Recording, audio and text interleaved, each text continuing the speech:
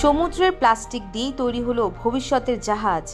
ভাবুন তো, যে প্লাস্টিক বোতল, প্যাকেট আর আবর্জনা বছরের পর বছর সমুদ্রে ভেসে থেকে পরিবেশ নষ্ট করছে, সেই প্লাস্টিক দিয়েই তৈরি হয়েছে একটি অত্যাধুনিক পরিবেশ বান্ধব জাহাজ। শুধু তাই নয়, এই জাহাজের কাজই হলো সমুদ্র থেকে আরও প্লাস্টিক তুলে পরিষ্কার করা।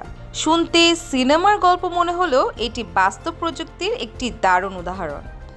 জাহাজটির মূল কাঠামো তৈরি করা হয়েছে সমুদ্র থেকে উদ্ধার করা বিপুল পরিমাণ প্লাস্টিক বর্জ্য পুনর্ব্যবহার করে। বিশেষ প্রযুক্তিতে তৈরি এই উপাদান একদিকে যেমন হালকা, তেমনি বেশ শক্তিশালীও।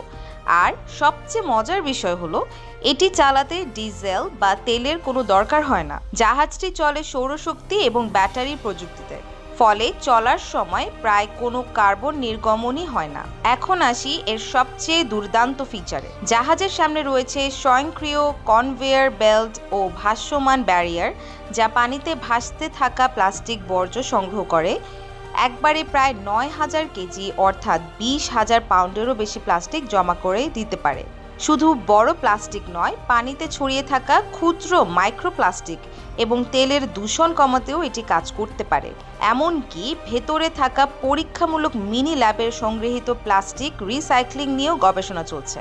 পরিকল্পনা অনুযায়ী এই জাহাজ বিশ্বের সবচেয়ে দূষিত সমুদ্রদ্রাঞ্চল, বিশেষ করে গ্রেট প্যাসিফিক গার্বেজ প্যাচে অভিযান চালাবে। পাশাপাশি বিভিন্ন দেশের উপকূলে গিয়ে মানুষকে প্লাস্টিক দূষণ ও রিসাইক্লিং সম্পর্কে সচেতনও করবে।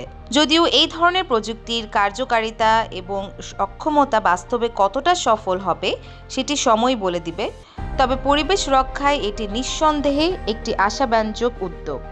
কারণ ভবিষ্যতের পৃথিবীকে বাঁচাতে শুধু নতুন প্রযুক্তি নয়, আমরা প্রতিদিনের ছোট ছোট সচেতন সিদ্ধান্ত সমান গুরুত্বপূর্ণ।